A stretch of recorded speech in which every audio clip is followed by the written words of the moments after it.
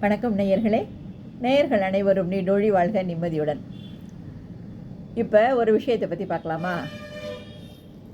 குழந்தைங்க கையில் செல்ஃபோன்.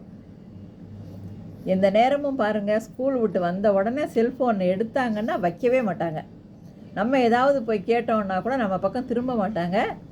அந்த செல்ஃபோனை விட்டு கண்ணை எடுக்க மாட்டாங்க. இந்த பிரச்சனை வீடு வீடுக்கு இருக்குது. இது நம்ம மாற்றணும்னு நினச்சாலும் முடியலை. ஒரேடியாக கத்தி அடம் பிடிச்சி அந்த செல்ஃபோனை திருப்பி வாங்குகிற வரைக்கும் ஒரே போராட்டம்.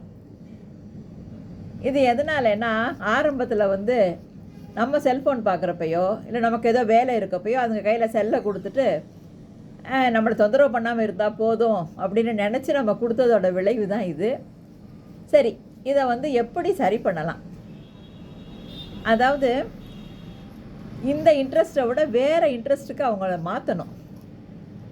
அதுக்கு என்ன பண்ணலான்னா, இன்டோர் கேம்ஸு, அதாவது அவங்களே கடைக்கு கூட்டிகிட்டு போய் அவங்களுக்கு பிடிச்ச மாதிரி இன்டோர் கேம்ஸாக பார்த்து வாங்கலாம்.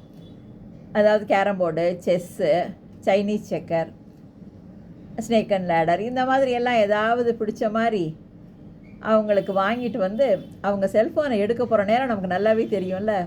அப்போ வா அம்மாவும் ஒர்க் பண்ணி டயர்டாக இருக்கேன், நம்ம 2 பேரும் சேர்ந்து விளையாடலாமா அப்படின்னு சொல்லி உங்களுக்கு அதில் இன்ட்ரெஸ்ட் இருக்க மாதிரி அவனை கூப்பிட்டு உட்கார வச்சு அவன் கூட விளையாடணும்.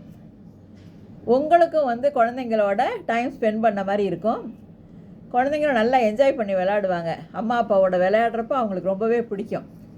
இப்படியே போக போக அவங்க இன்ட்ரெஸ்ட் கொஞ்சம் கொஞ்சமாக மாறி வரும். இந்த மாதிரி நீங்களும் சேர்ந்து விளையாட ஆரம்பிங்க.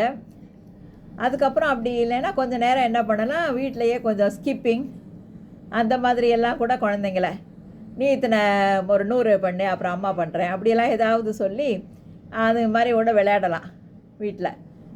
உங்களுக்கும் வெயிட் குறைஞ்ச மாதிரி இருக்கும், மைண்டு நல்லா ரிலாக்ஸ் ஆகும். இல்லைன்னா குழந்தைங்கள கூட்டிகிட்டு அப்படியே சின்ன வாக்கிங் போயிட்டு வரலாம். இந்த மாதிரி அவங்கள கொஞ்சம் கொஞ்சமாக டைவர்ட் பண்ணி அவங்கள அறியாமல் அவங்கள கொஞ்சம் கொஞ்சமாக திசை திருப்பணும். அப்போ தான் அந்த செல்ஃபோன் இதிலேருந்து பாதிப்புலேருந்து அவங்க அப்படியே வெளியே வருவாங்க. ட்ரை பண்ணி பாருங்களேன். All the best. வாழ்த்துக்கள்.